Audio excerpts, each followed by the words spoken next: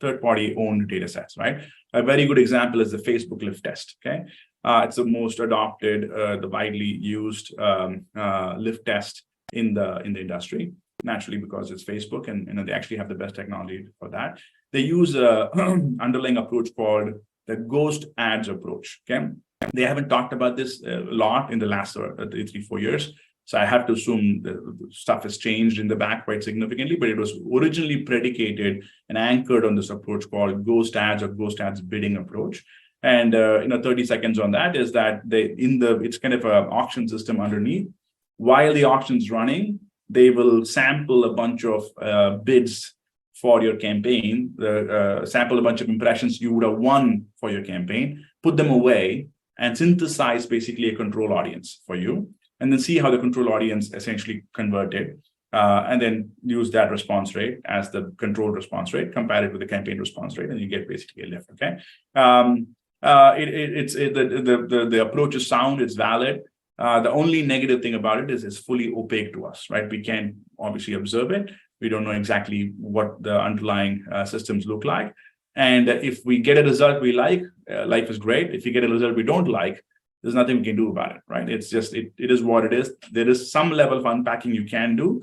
The Facebook lift reporting is okay. It gives you some level of detail, but not anymore, right? So therefore what happens is that you get what you get, and you got to live with it. Now, that's the con. The pro is that it's very fast to set up. It used to be, in fact, self-serve. You could set it up yourself. Today, it's a managed serve experience. You have to ask your Facebook rep to set it up for you, but typically it's pretty quick. They can set it up same day. In an hour or so, they can turn it on and set up a test for you and run it on your behalf. And all you have to do is just watch the results come back in the console, and you can see if it's a 10% lift, 8% lift, 20% lift, or not. You can get those results fairly quickly. Okay, so pro, which is why so many people use it, is very easy. There's no cost to it. You don't have to spend time or effort on it. You just have to make a quick email to your Facebook rep. She'll set it up, and boom, you're up and running. GeoTest has much more integrity, much more transparency. You have a lot more control on it, but you have to actually design it, and execute it, implement it, and read the test. Okay, so that's the pros and cons on both sides. Okay.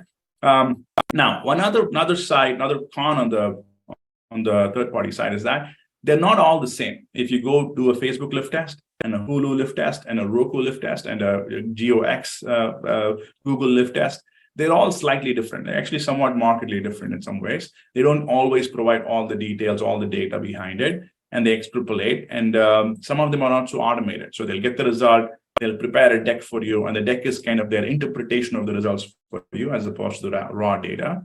So you got to accept a little bit of putting their thumb on the scales a little bit to kind of make the media look good sometimes. So those are all things you have to deal with on the third-party side. Okay. But what you benefit is the speed of execution and the cost of execution.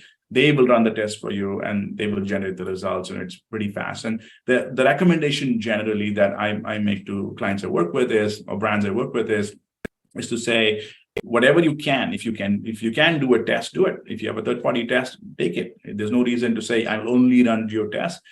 These are all sort of creative information that describes your campaigns and campaign efficiency. So grab as much as you can, and you have to understand the context of these tests that are getting executed, so you can use them with confidence. Okay, so let me take a